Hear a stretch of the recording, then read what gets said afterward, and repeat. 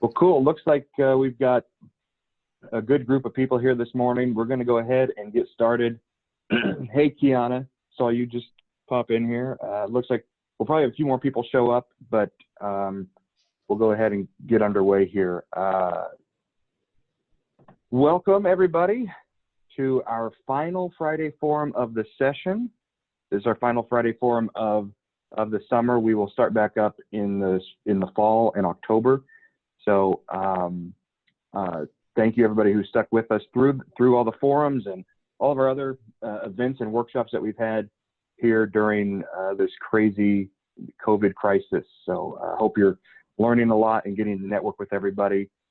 Today we have Les Kernan, who is the Chief Legal Officer and General Counsel of Pathstone Corporation. So we know Les pretty well. He's going to be talking to us today about how to protect your intellectual property. We're going to talk about what is intellectual property, what it is not, and how to protect how to protect yourself, your business, and your creativity so that it remains an asset to you. Before we get started, we should probably go over the general housekeeping rules. And a few people are sending me happy birthday messages. Thank you so much, everybody. I really appreciate that. New decade, so dirty 30, as they say. I don't know if they say that, but I'm going to say it. So a few housekeeping items. If you guys are not speaking, please keep yourself muted. You guys do a great job of that. It just helps keep the background noise to a minimum.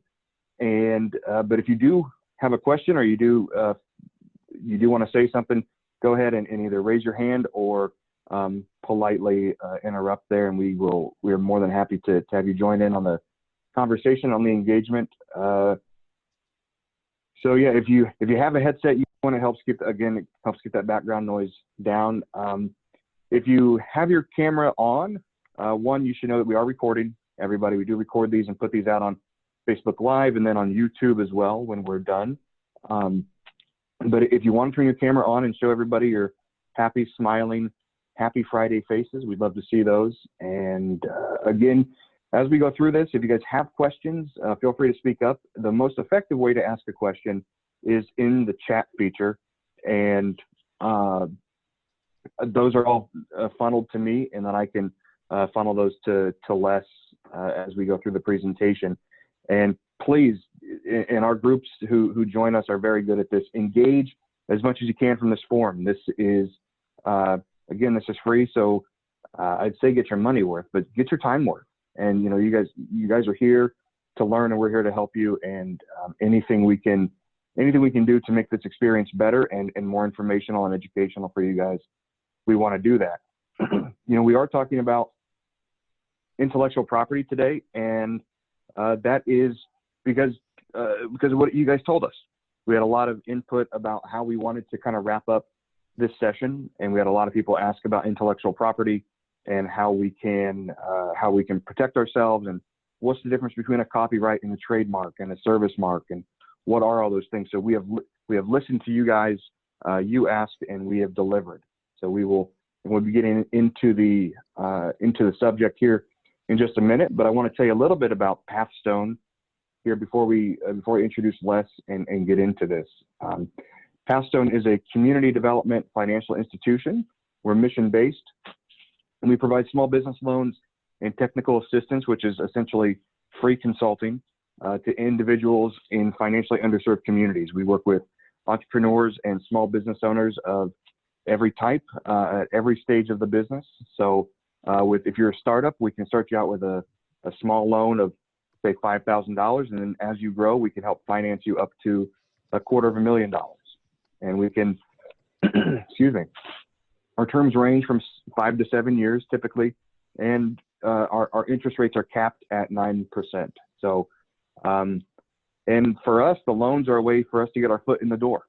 And our greatest strength, I feel, is our free technical assistance. And that includes things like what we're doing today, our business development education and workshops, our one-on-one technical assistance that we provide both internally and with our industry experts we have on our technical assistance roster. I know that there's at least one here in the audience today, Mr. McCarley. You can raise your hand.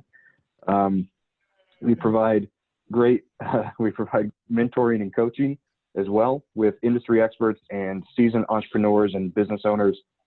And just like I said, as we got into this, this is a great chance for everybody here to network and network in the chat, both before, during, and then as we wrap things up today. So if you want to learn more about us, you can ask some questions in the chat. I know Dion is sending out some contact information to those who ask to be put in contact with members of the Pathstone team. And but you can also find us on Facebook and Instagram at Pathstone Enterprise and the Enterprise Center Inc. Respectively there. So check us out on Facebook, check us out on Instagram, and tell your friends. I promise we're getting to the fun stuff. I promise we're almost there. In these times, financial assistance is so important for business owners and for entrepreneurs. And I want you guys to know that we've compiled a list and a database of all the types of financial assistance that are available, all the programs that are available to you as small business owners and entrepreneurs, starting with the Payroll Protection Act, the Paycheck Protection Program. The last day for that right now is the end of this week. So we are now at the deadline. There's a chance that it will be extended, but right now there's no legislation that provides for that. So there are plenty of other items there for financial assistance. If you are a business owner in need of financial assistance because of COVID, please reach out to us, and we would love to put you in touch with members of our team and with members of our community resource network to make sure that you get the assistance you need and deserve.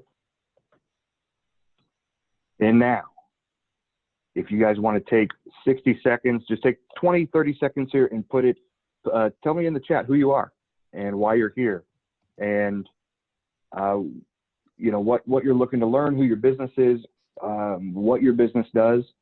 And I'm gonna let Dion take a look and see if she wants to pick out 2 or 3 people to pick on, and see if they will introduce themselves to the rest of the group here. Hi, everyone. It's good to see all of your faces. And if I'm not seeing your faces, your names, some of them are well known at this point. But I'm going to, as Adam puts it, pick on Borer Kotari. Borer, would you, I'm sorry if I butchered your name, I apologize. Do you mind introducing yourself, telling us a little bit about yourself, your business?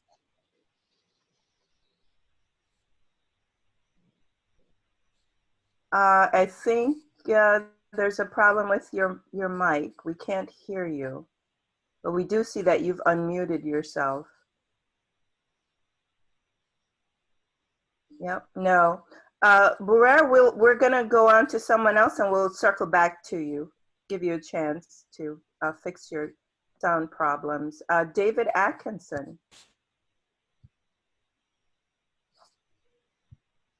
Do you mind sharing? David, you're on mute. Okay, let's see, Janelle Brooks.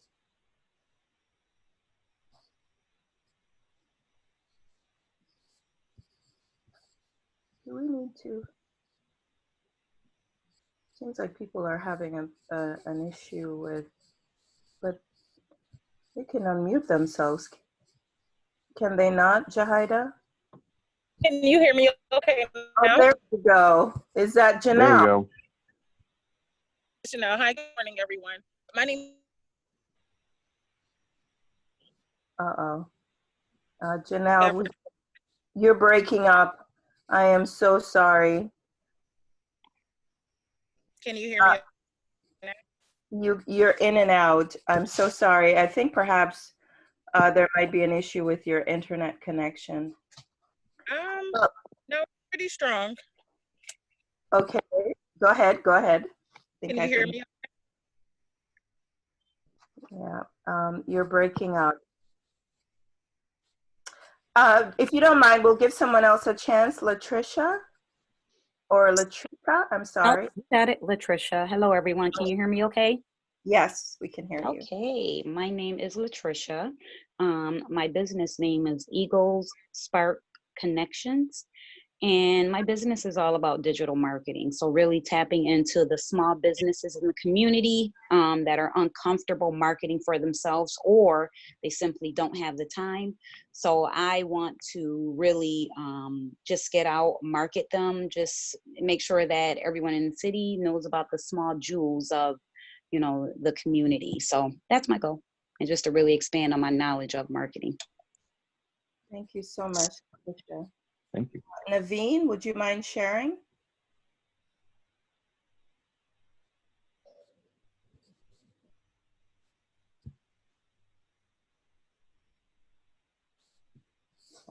We can't hear you. I'm going to go on to A. Washington.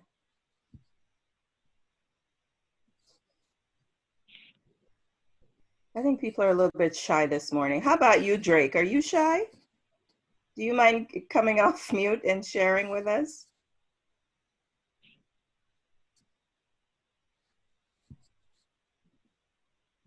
Okay, I think we're just having some connectivity issues this morning. Okay, well, thank you so much for those who shared. Everyone else, please go ahead and drop some information about yourself and your small business in the chat.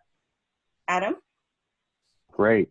Yeah, thank you everybody for engaging. We have a lot of people who are engaging through the chat right now.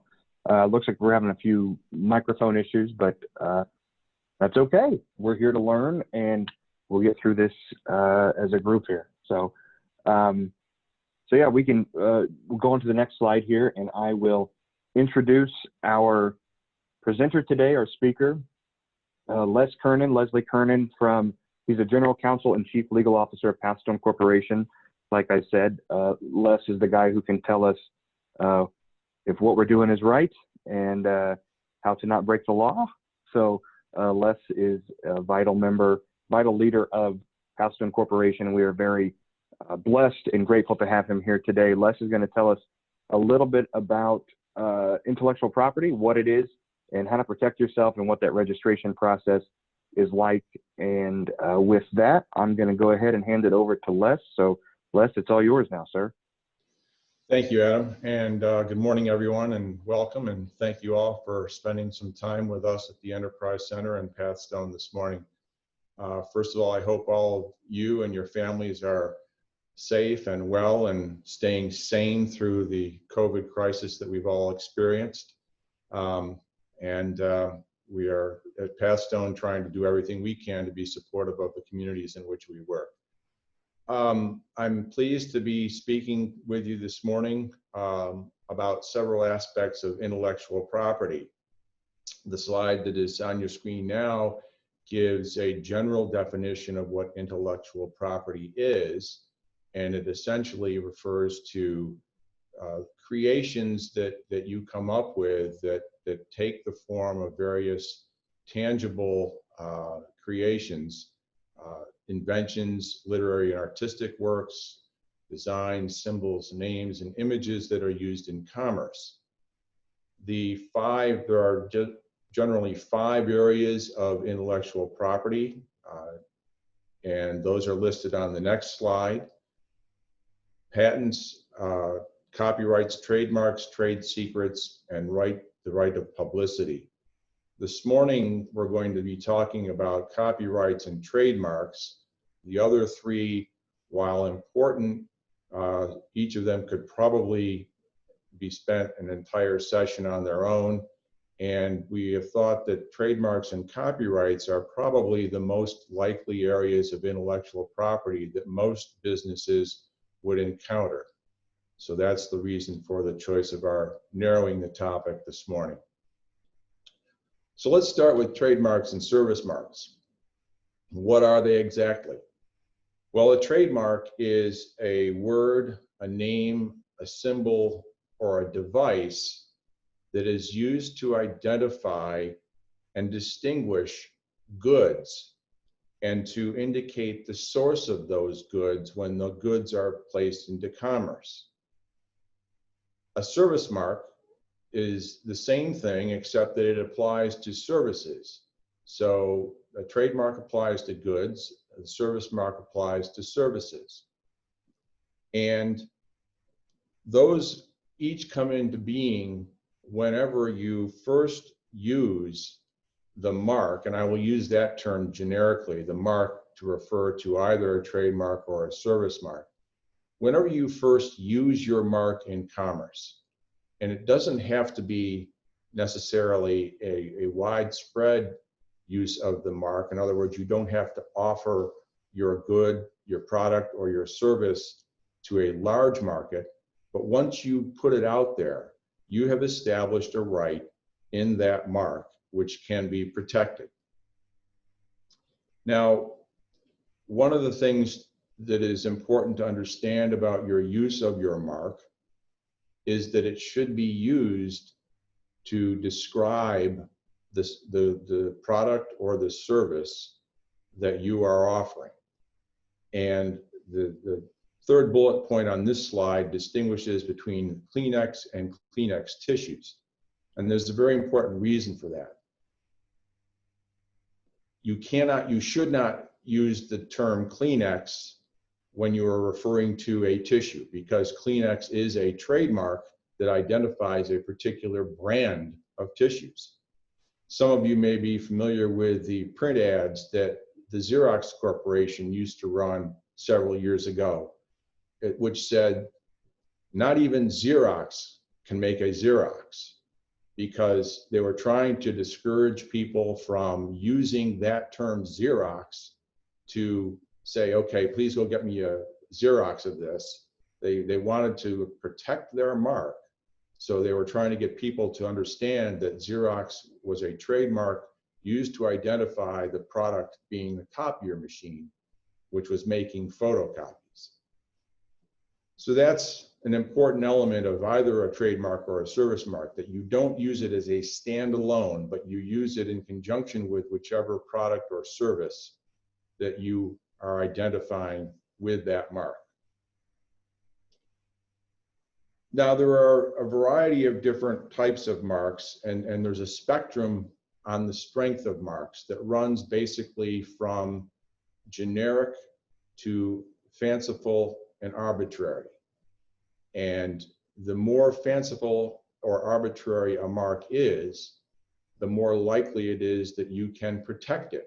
And by that, I mean you can prevent others from using the same or a confusingly similar mark to identify their products or services.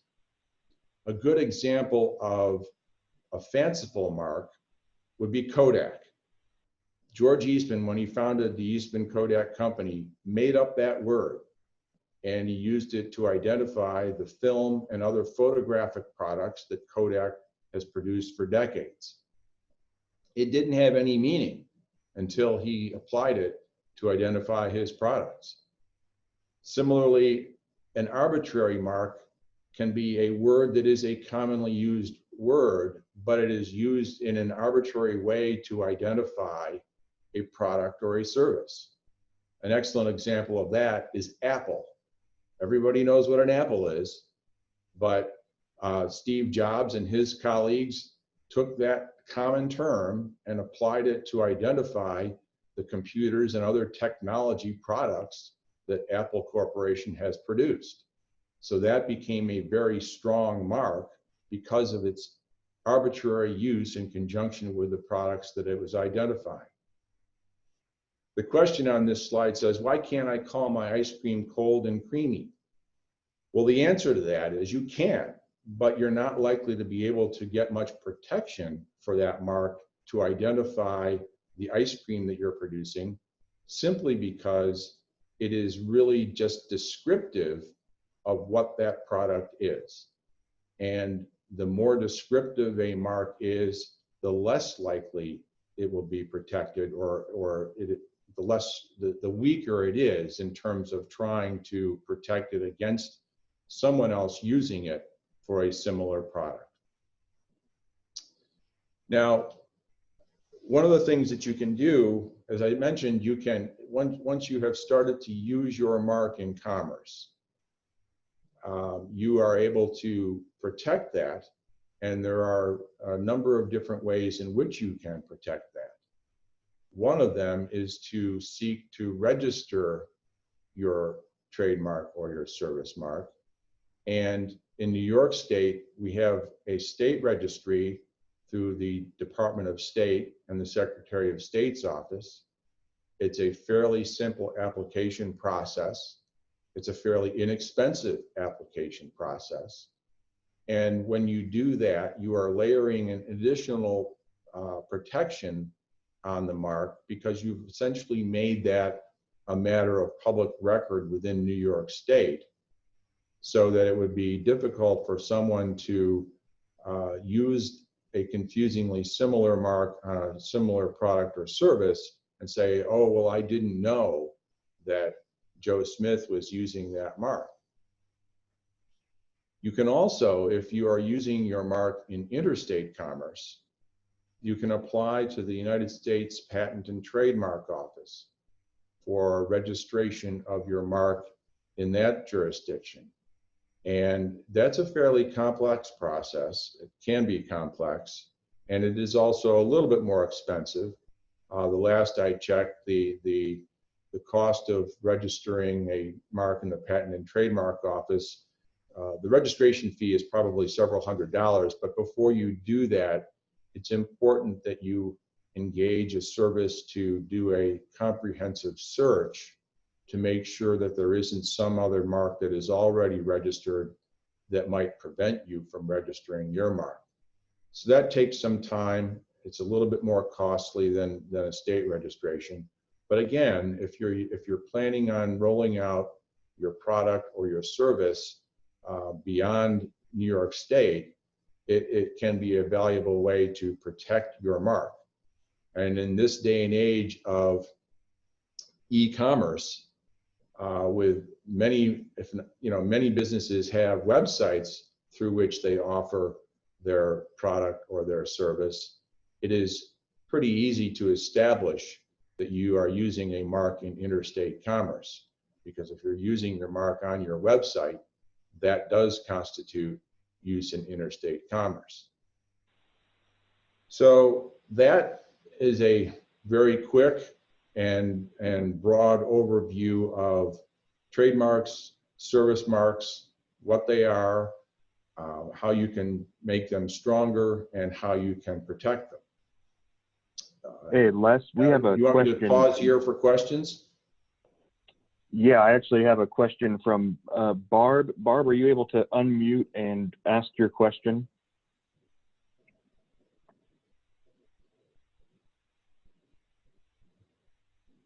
I think I see Barb's question on the screen. She's asked that, can that search only involve searching on the trademark website? It can, Barb. And I have, in the past, when registering marks for clients, the clients have suggested or asked that I simply limit the search to that. The problem with that is that, well, not the problem with it. The service companies that provide the more comprehensive search will search not only the Patent and Trademark Office's website, they will search the registries of all 50 states. They will search trade publications. They will search telephone listings. I mean, the search is incredibly comprehensive, and depending on how far you want to roll your mark out, or how concerned you are about being able to get it registered without someone opposing the registration, which can be can cost a lot of time and energy and dollars to deal with an opposition. It is, generally speaking, a good idea to get the more comprehensive search. But the short answer to your question is yes. The search can be done on the Patent and Trademark Office website. They do have some pretty good search tools so that you can craft a search inquiry. But it isn't as comprehensive as you would get through an independent service. Hope that answers your question.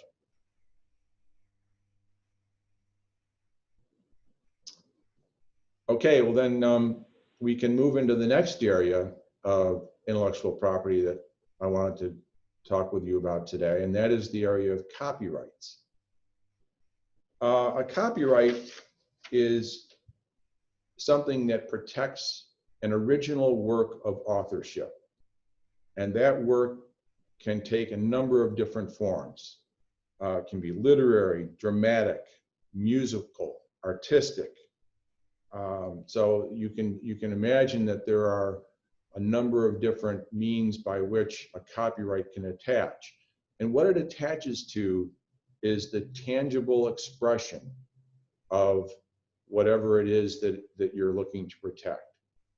Copyrights do not protect the idea itself. It's only when you commit that idea to some tangible form that you have created an original work of authorship that lends itself to copyright protection. Copyrights don't protect names, slogans, logos, or blank forms or familiar symbols and designs. As an example of blank forms, I'm a huge baseball fan, and some of you who are baseball fans and perhaps have kept score at a game know that you keep score on a scorecard, right? Well, the form of a scorecard is a pretty basic and simple form. And someone years ago tried to get copyright protection for it and was denied protection because it was just a form that anybody basically could come up with. But if you added things to it, specific content to it, that would distinguish it and make it something more than a simple blank form, and that might be something that you could apply for copyright protection for. The value of the copyright is that it gives the owner of the copyright the right to reproduce it and distribute it, or perform and display it in the case of works that would lend themselves to performance or display. And so when you write something and publish it or put it out there, you are the owner of that copyright. Now, generally that is the case. There is an exception, however, for an original work that is referred to in the copyright law as a work made for hire. And under those circumstances, if a work is a work made for hire, it is not the original author of that work who owns the copyright, but rather it is the person or the organization that has commissioned that individual to create that work. And there are various elements to a work for hire that have to be present for something to be classified as a work made for hire. But it is important if you are in the position of creating something for someone else, that you have a clear understanding with whomever it is you're creating it for as to who is going to own the copyright in that work, because it may not belong to you even though you've created it, if the terms of your arrangement indicate that it would be a work for hire. Copyrights are, unlike trademarks, copyrights have no basis for registration protection in New York State. Copyrights are simply a product of federal law. It's Title 17 of the United States Code, and that chapter or that part of the US Code is a lengthy discussion of how you go about registering a copyright with the United States Copyright Office, and that's how you would go about doing it. It's a fairly simple process, and again, not terribly expensive. The Copyright Office's website has all the forms that one needs in order to apply for a registration of the copyright. And so it is something that is worth doing. And the reason, or one of the reasons that it is worth doing, is that when you register a copyright, you again are putting everyone on notice that you have ownership in the original work that you have created and copyrighted. But it is also a prerequisite if you were to ever try to stop someone else from infringing on your copyright. For example, if you wrote a book and someone either took your entire book and published it under their name, or took substantial portions of your book and used it without your permission, you might want to, and make money off of that, you might want to stop them because they would be infringing upon your copyright. In order to do that, in order to be able to bring a copyright infringement action, you will have had to have registered the copyright in the work that you're seeking to protect. Again, it's not a complicated process, and I would recommend it to any of you who are creating original works that you feel you would like to protect from someone else, perhaps copying or infringing upon that work in the future. I'll pause here and see if there are any questions about this. Yeah, Les, looks like there's a question. Go ahead. Yeah, you can see. You can see it there from Barb. Yep. Okay, so Barb has asked, what about creating logos, signs, etc. by using apps? Are we able to use the original images we make using those tools? What should we look for in terms of making sure that the app owners don't own a part of what you have made? Well, that's a good question, Barb, and I wish I had a really simple answer for you. One of the things that the owner of a copyright can do is it can prevent someone from creating what is called a derivative work. So if the owner of the app has created something, you can't then just simply take what they've created and modify it slightly and call it your own, because that would be something that was derived from their original work. What you can protect is whatever original material you add, and the whole area of derivative works is a fairly complex area of copyright law, because it's not a black and white issue, unfortunately. So I think that the question you need to ask is, if you're looking to do something based upon the work of somebody else, you need to examine closely what it is that you're using and see whether they've attached the copyright registration symbol, which is the little C with a circle around it and so forth. And very often people who have copyrighted works, put them in the public domain and allow them to be used freely, but sometimes it's worth asking the question. I hope that's helpful. Les, we have another question. Saying, can the design drawing of a waste filter be copyrighted?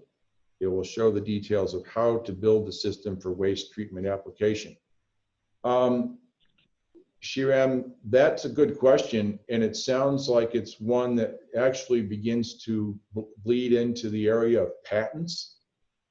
The design drawing may be subject to copyright protection, because if it's an original work, it's a graphic work that has some distinctive characteristics to it. You might be able to register it as a copyright, but then you also might explore whether or not the filter itself is something you want to pursue patent protection for as well. And that's a whole area of intellectual property law that we're not going to even go into today. Les, I had a question over here about, as a graphic designer, what if I make two similar logos what if I make a logo for company A and it ends up being similar to a logo I create for company B? Is there liability? Do I have any liability if company A and B get into litigation over their logos and copyright issues with those? Well, first of all, I think it's important to understand that logos really don't lend themselves necessarily to copyright protection as much as they lend themselves to trademark protection, because the purpose of the logo is to identify the product or the service that is being identified by that logo. So the short answer to your question is, if two companies have similar logos that relate to similar products or similar services, yes, the one that is used the logo first may have a claim against the one who used the logo second. And In my experience, I've also seen agreements where someone has been asked to create something that specifically contain a provision that says that what you're creating isn't likely to infringe upon the intellectual property rights of another third party. So I think you need to be careful if you're creating logos for two different customers, and if there's any real similarity between those two logos, and there's a similarity between the products and services of those two customers, you could have a problem, or they could have a problem, which they might try to make your problem. Okay. Another question asks about the poor man's copyright, about mailing yourself a copy of a book you wrote and having it postmarked and keeping it in the envelope. Is that, do you want to address that? Sure. I mean, typically the copyright protection attaches when a work is published. And to simply to create a book and then send it to yourself, I think it probably does qualify for copyright protection, but you're certainly better off if there is some publicity around the publication of the work, so that, again, you can say that it has been published, because the application will ask you whether or not it's a published or an unpublished work. And while unpublished works can be protected, there is I'm not sure that the protection is necessarily as great. Okay. Another question, as a small business owner, how can I bring a case against somebody who I feel has infringed upon my copyright or trademark? How do I go about that? Well, in the case of a copyright infringement action, the federal courts are the only courts that have jurisdiction. So you would have to bring a lawsuit in a federal court, which would presumably require you to hire an attorney to bring it on your behalf. Trademark infringement action can be brought in state court, and there are kind of spin-offs from a pure trademark infringement action that are called unfair competition claims, that again involve similarity of marks used for similar products and services. Those can be brought in either state or federal court. Federal court if the parties are in different states. But generally speaking, in order to really successfully prosecute an infringement claim against someone, I would recommend that you hire an attorney, and hire an attorney that has some experience in the field of intellectual property. Okay. I've got a couple more here. Sure. One is, you mentioned in the trademarks and service marks that for interstate commerce, you may want to register your trademark or service mark federally.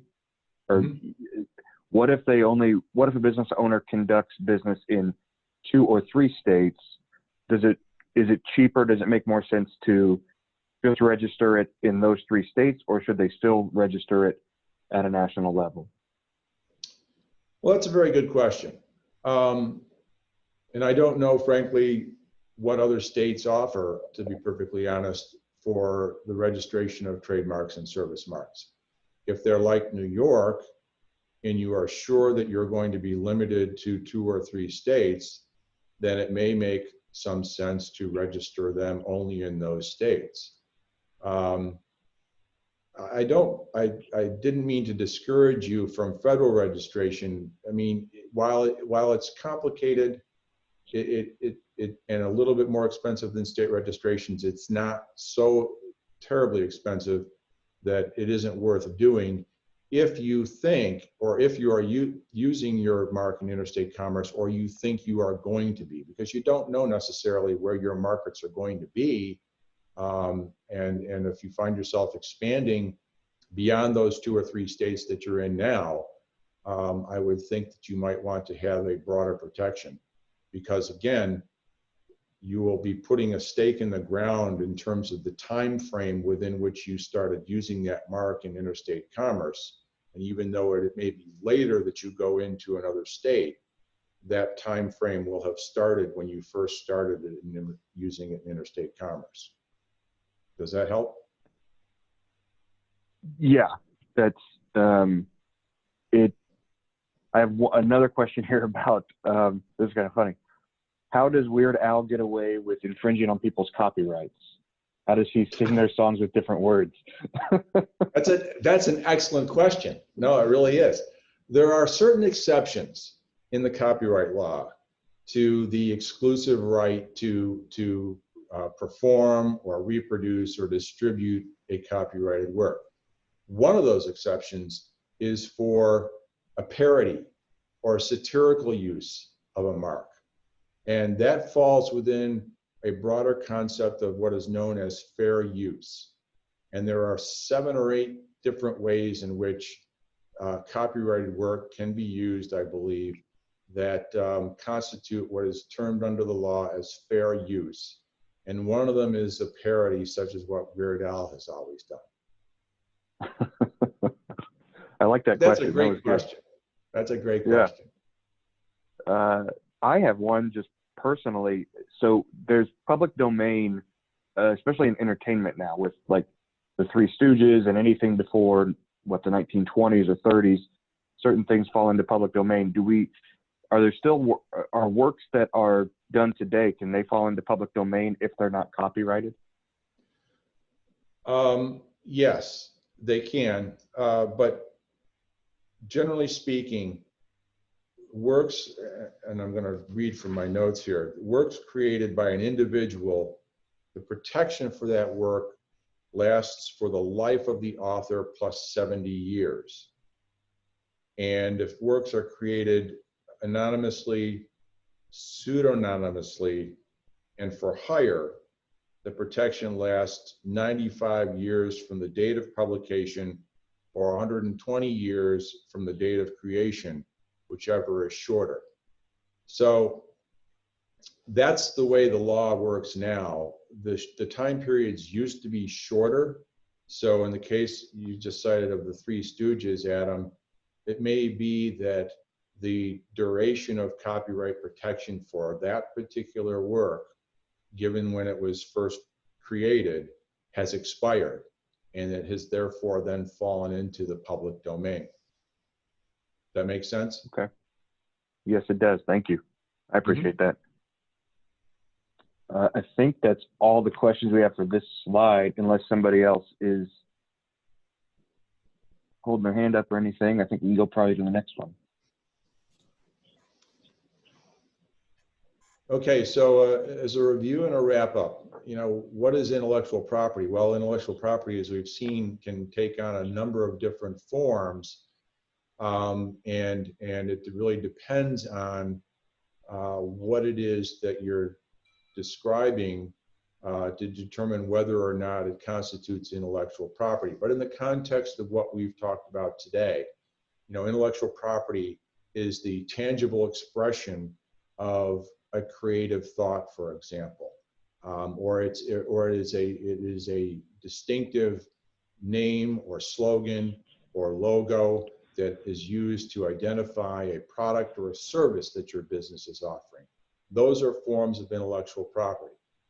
What is not intellectual property? I think we've described some of those things.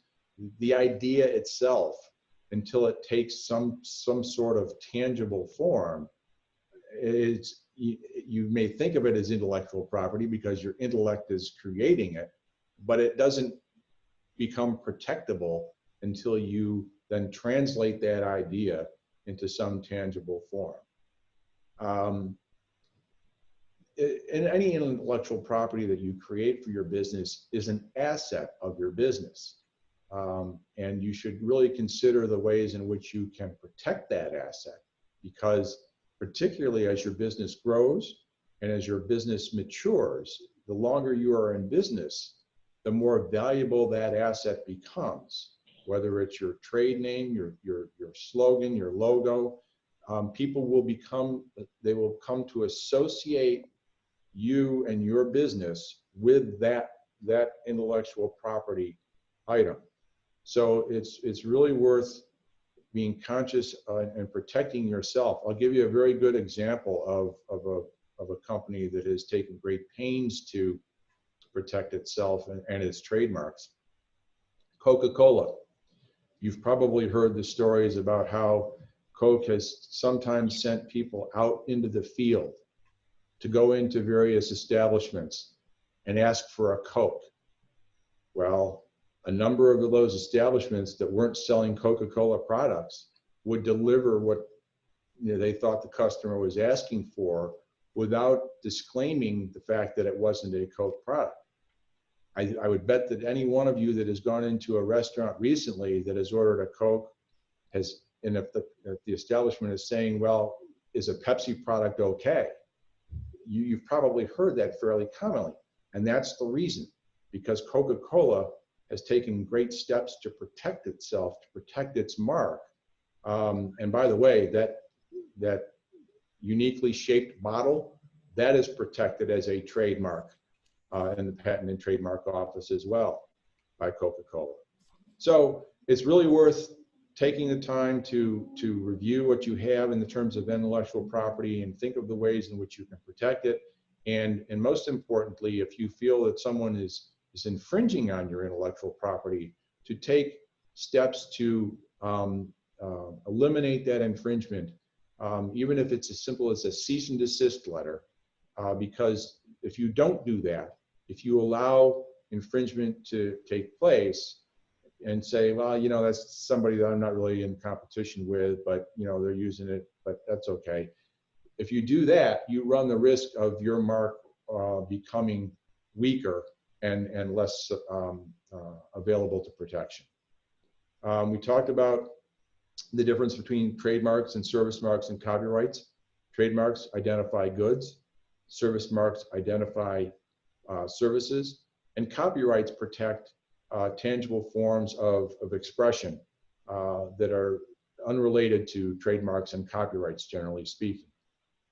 Registering is important. We've talked about that at some length. And I'm sure that the Enterprise Center has resources that it can point you to help you with dealing with any of these issues in the future. So I don't know if anyone else has any other questions, but it's certainly been a pleasure to be with you all today. And I hope that I've been able to provide some guidance and help. Wonderful. Les, thank you so much. If anybody has any questions, feel free to speak up or put them in the chat here. I'll pause for a couple seconds to allow that. But that was just great information, Les. And I think as small business owners, I think we're always kind of afraid of copyrights and trademarks and think we want to protect ourselves, but we don't really know where to start, and we don't know what we can copyright, what we can trademark, what we can put a service mark on. So this was incredibly helpful. Thank you so much for informing us. You're very welcome. And I would point all of you to the websites of both the United States Patent and Trademark Office and the United States Copyright Office. Each of them has very good resources to answer a number of questions that you might have and follow up to today's presentation. And it will also tell you the ways in which you can go about protecting your marks on the federal level.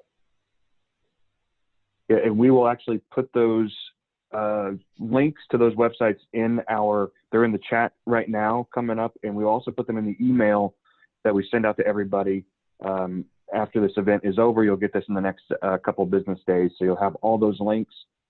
You also have links to our upcoming events, which include the Child Care Business Workshop Series that starts tomorrow. And so it kicks off tomorrow and it runs for the next few Saturdays. And so if you're in the child care business and you want to learn how to kind of COVID-proof your business and how to pivot in the time of COVID, please sign up for that. It is a free event through Pathstone, and we have experts presenting on that. Yeah. Dion, I would like to add to your promotion of the Child Care Series tomorrow. We're inviting parents who have school-age children to attend that series as well, because it's very important that you understand what New York State is requiring of childcare providers to maintain a safe and healthy environment for your kids, and how you and your children play a role in them being able to do that. So we encourage parents and childcare providers to attend that series. Absolutely. It's with everything going on, the more information we have and the more open we are to information, and the more we understand, the more helpful we can be to each other. And